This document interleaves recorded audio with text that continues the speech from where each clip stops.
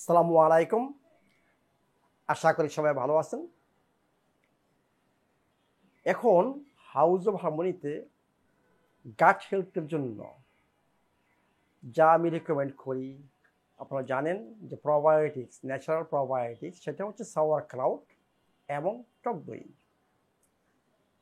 এখন আমি টক দই আপনাদের জন্য জোগাড় করেছি নোয়াখালী থেকে। সেটা ন্যাচারাল দুই ধরনের টক দই থাকবে। এখন একটা হচ্ছে মহিষের, একটা হচ্ছে গরু। তা আমি যা দেখেছি আমার মনে হচ্ছে মহিষেরটা হচ্ছে মোর ন্যাচারাল। যে যেটা পছন্দ করেন, যদি মহিষেরটা করতে পারেন, গরুর যেটা, গাভীর যেটা, সেটাও ইউজ করতে পারেন, যার যেটা পছন্দ হয়। দুইটাই থাকবে।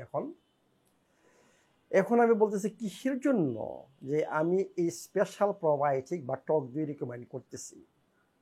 এইটা হচ্ছে সম্পূর্ণ ন্যাচারাল, মানে ফ্রেশ দুধ। আপনি দোয়াইছেন গাই, সেই দুধটাকে আপনার কাচের বয়মে ভর্তি করা হয়, এরপর 24 ঘন্টা রাখা হয় আপনার ফ্রিজে। এইখানে কোনো জাল দেওয়া হয় না, হিটিংয়ে যায় না, জাস্ট ফ্রেশ দুধ। এরপরে 24 ঘন্টা পর ফ্রিজ থেকে নেমে আবার আপনাকে অন্য একটা কাচের বয়মে ঢোকানো হয় এবং আরও 24 ঘন্টা রাখা হয় নর্মাল রুম টেম্পারেচারে। এর মানে কি 48 ঘন্টা পরে আপনার এই দই রেডি। নেক্সট স্টেপ যখন নেবেন তখন ওই যে দইটা তৈরি হয়েছে এর মধ্যে কিছু রেখে দেবেন। এরপরে আপনার ফ্রেশ দুধে অ্যাড করবেন। এইটা আপনার সময় অনেক কমে যাবে, মানে 24 ঘন্টার মধ্যে আপনি আবার বা একটু আগেও পেতে পারেন, আবার ফ্রেশ ন্যাচারাল মানে দই পাচ্ছেন। কিসের জন্য আমি বলি ন্যাচারাল দই নেওয়ার জন্য? দুধের মধ্যে অনেক এনজাইম থাকে। আমরা যখন হিটে নেই, জাল দেই বা পাস্তুরাইজ বলা হয় তখন সেই এনজাইম নষ্ট হয়ে যায় এবং দুধের অনেক আরও নিউট্রিয়েন্টস নষ্ট হয়ে যায়। এবং সবচেয়ে ইম্পর্টেন্ট হচ্ছে যে আপনার দুধের মধ্যে জানেন অনেক ফ্যাট থাকে, তাই না? সেই ফ্যাটটা অক্সিডাইজ হয়ে যায়, মিনি অক্সিডাইজ ফ্যাটি অ্যাসিড তৈরি হয়।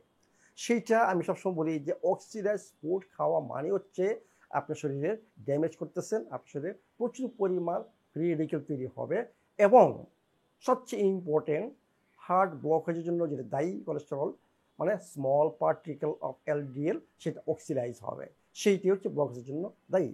এর মানে আমি যদি বাজার থেকে বা জাল দিয়ে দুধ তৈরি করে যদি আমি টক দই তৈরি করি, সেইটা খাওয়া যাবে না, সেইটা আপনার শরীরের ক্ষতি করবে।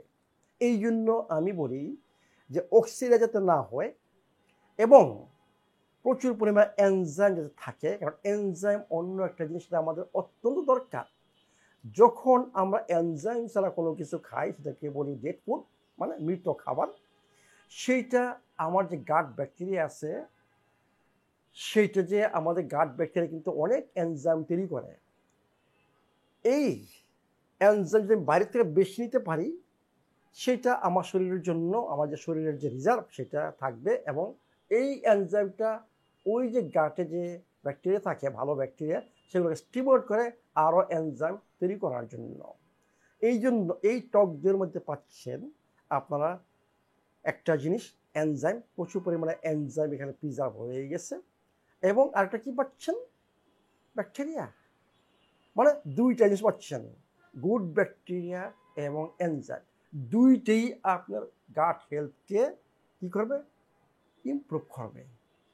টক দই এবং সাওয়ার ক্রাউট, এই দুইটা জিনিস এবং সাওয়ার ক্রাউট তৈরি করা ইজি।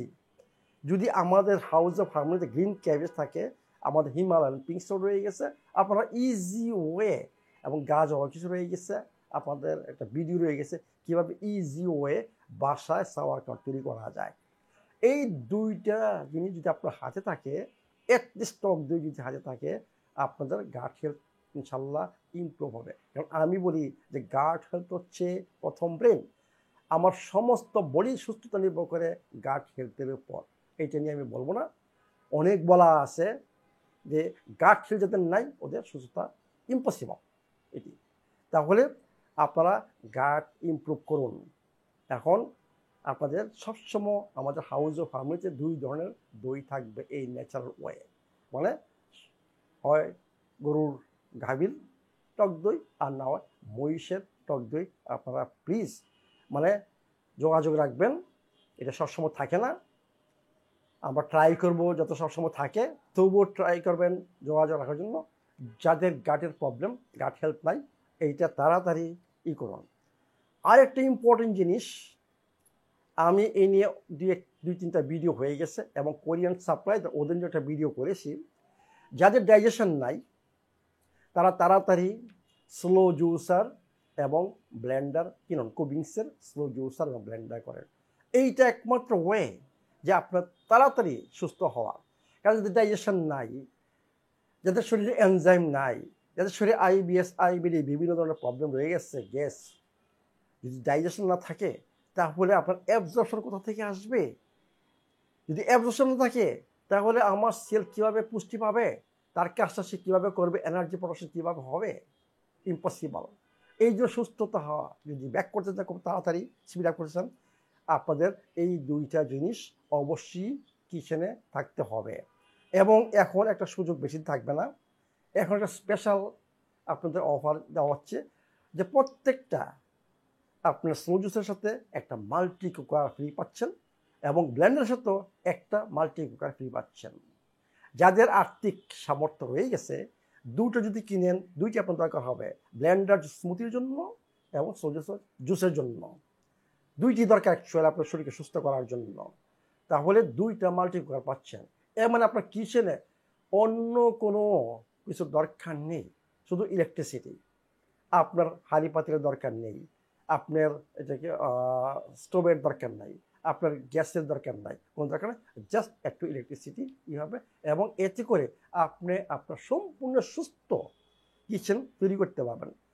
এবং ইনগ্রিডিয়েন্টসগুলো, জুস এবং ব্লেন্ডার যে ইনগ্রিডিয়েন্টসগুলো, এগুলো সম্পূর্ণ ওইখানে রিসিপে বই রয়ে গেছে, আমার ভিডিও রয়ে গেছে, বিভিন্ন ধরনের জুস, স্মুথি, এইগুলো আপনি তৈরি করতে পারবেন একমাত্র হাউস অফ হারমোনির ইনগ্রিডিয়েন্টস দিয়ে। অন্য কোনো ইনগ্রিডিয়েন্টস এখানে ইউজ করা যাবে না, যাতে শরীরে ক্ষতি না হয়।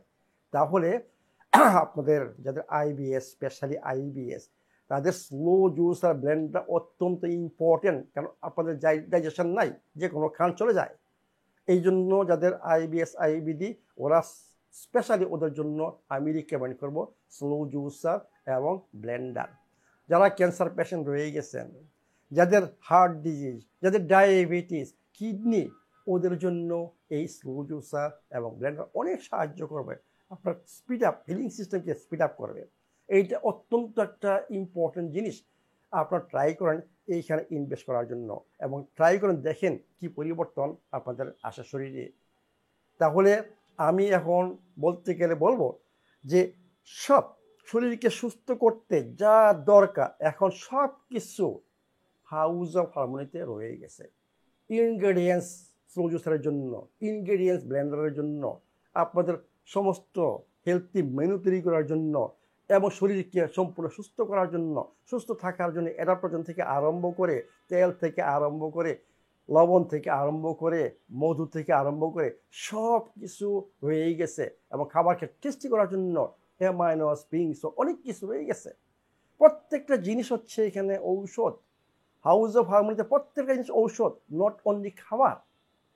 যারা সুস্থ হতে চান তাদের 3 মাস টাইম দিতে হবে। এবং আমার বইয়ে যে একদিন ডায়েট চার্ট আছে, সকাল থেকে 11টা পর্যন্ত যা লেখা আছে এক্স্যাক্টলি যদি পালন করতে পারেন এবং সমস্ত বাইরের প্রোডাক্ট যদি বন্ধ রাখতে পারেন, আপনারা ইনশাল্লাহ সুস্থ হবেন। ট্রাই করুন, দেখুন কি দাঁড়ায়। ভালো থাকুন, সুস্থ থাকুন।